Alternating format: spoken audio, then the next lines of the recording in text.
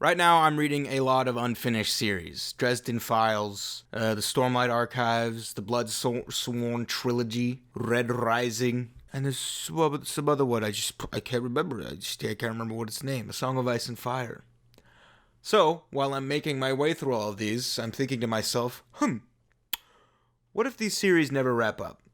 What if I never see the end of this story? The conclusion of these characters' arcs? The full extent of this series' themes that the author has worked so tirelessly to build up? And I wonder, does the writer owe their readers these answers, these conclusions? Before I answer that, let me explain how important endings are to me. I believe that in all stories, each and every event, scene, question, character interaction is leading towards an ending. Whether that be the end of the scene, the end of the book, the end of a relationship, whatever. Just like in life, all things have to come to an end. Take an amazing, thematically deep series like Magic Treehouse, for example. Each book has a very condensed, very self-sufficient tale to tell. We see recurring elements and characters, but usually everything in the book is exclusive to the novel itself. Dinosaurs Before Dark is about kids fucking with pterodactyls and shit. But that's the only book that has dinos. Pirates Past Noon is about the kiddos meeting a pirate gang. Mummies in the Morning has the kid pogging on the cover. Magic Treehouse number 34 is about narwhals or something. My point is that these books are, for all intents and purposes, standalones. We don't expect something brought up in book 1 to be resolved in book 2. What we do expect is something brought up in A Perfect Time for Pandas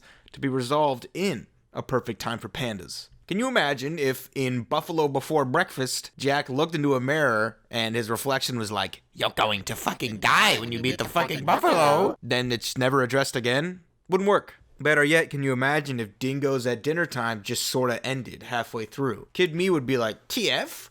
That face when Dingoes at Dinner Time just sorta ended halfway through?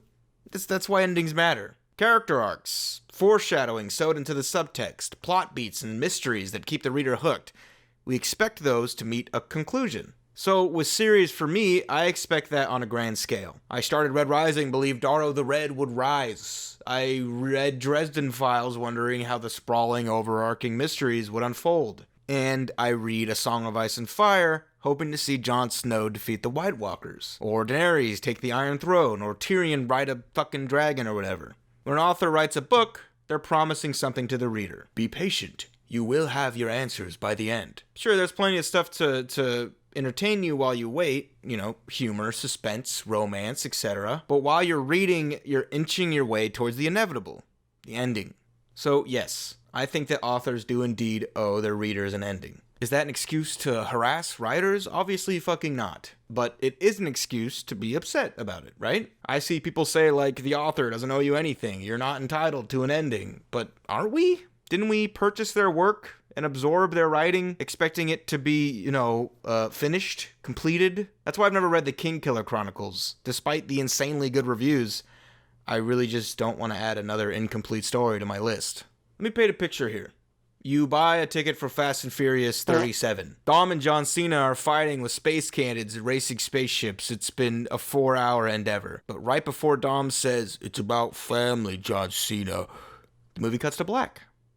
The director stomps in and tosses the unfinished script in your face, and he's like, "Fuck you! You are not entitled to an ending. You fuck off." I think that's comparable, George. Like, take your time and make the product perfect, but don't treat your loyal fans like nagging wretches when they grow impatient after 11 goddamn years of waiting. We've been watching you crank out other projects while John is still bleeding out in the snow for a decade. Just take a note from Mary Pope Osborne and her incredibly mystifying, character-driven fantasy, Good Morning Gorillas. If I start that book, I'd better get some goddamn gorillas.